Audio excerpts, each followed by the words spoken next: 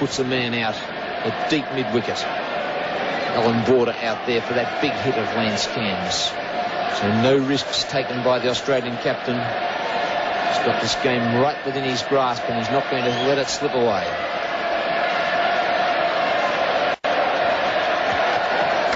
Bouncer hit him on the head. Ricochets down to third man to McClay.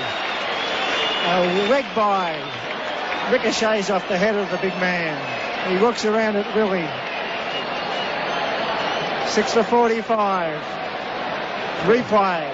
So it's pretty difficult to imagine this being a leg fly, Bill, when it comes right off the cruet. Hit right on that helmet of Lance Cairns. Dennis Lilly's certainly been saving that one up. The big man didn't turn a hair. A chuckle there with Rodney Marsh didn't affect him at all. Tremendous competitor as Lance Cairns. It was a nasty delivery. It was short. He turned his head, struck the helmet. Tremendous noise. Lance would be hearing bells at the moment. Ding dong, ding dong.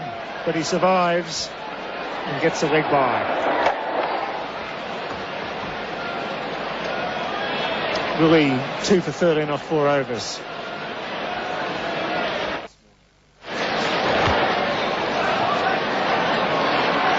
Strikes that through cover for 2, does Warren Lees. And we're going to look for 3.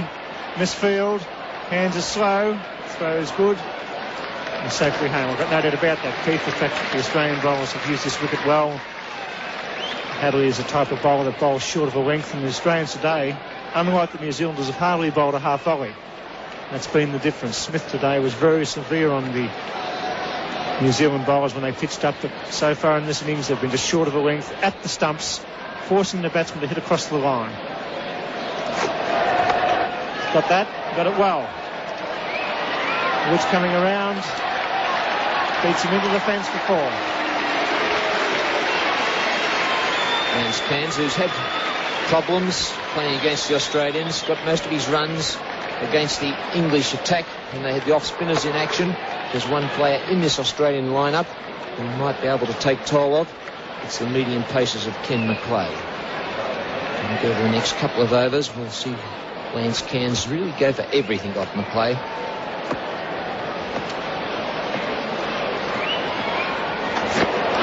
He's got hold of it. It's a big one that races out over the square leg fence. What a magnificent hit. The big man picked him up, whipped him over square leg, and the crowd rise to their feet. Lance Cairns, a very popular touring player. One of the biggest hitters you will ever see. And that's the spot that you've got to have a man for Lance Cairns over the fence, Nelly. He always tends to hoik them behind square leg. They've showed that bat on numerous occasions this summer. Heavyweight. And when he hits them, they stay hit. One-handed. Took the hand off the bat. He didn't need to, and he plonked it there over square leg. A big hit. 85 to 90 metres. 14 off the over to date. He gets through in. There's a big shout for a catch behind off the pad. Rodney Marsh doesn't go up. The bowler does. Peter McConnell says no. Quicker delivery from Ken McClay, knowing that Cairns was going to go after him. Just missing that off stump. Rodney Marsh took it outside leg stump at the end. Seemed to be a bit of noise there, perhaps the bat hitting the pads.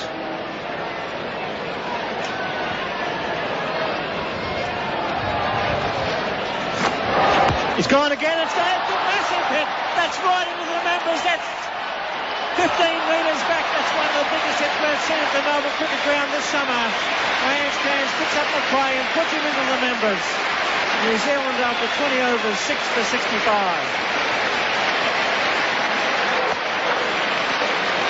A massive hit. 20 runs off the over.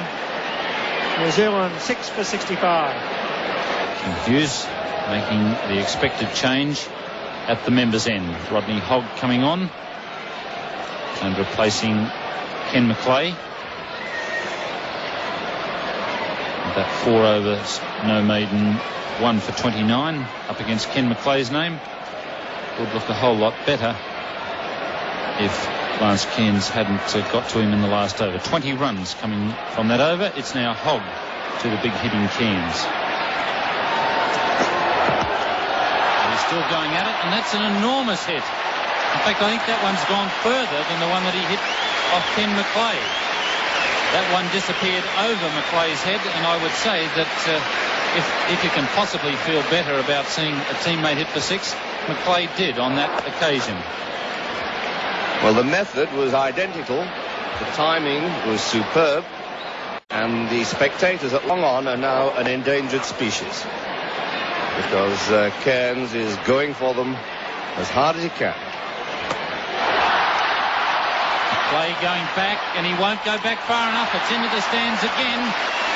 2 consecutive sixes, and Rodney Hogg, who had 1 for 8 from 6 overs, is being treated just like a medium pacer. And I dare say that his reply will be far from that of a medium pacer, because Hogg will not put up with this. If I know Rodney Hogg, I think Lance Cairns can expect a delivery that is slightly shorter in length and immeasurably quicker.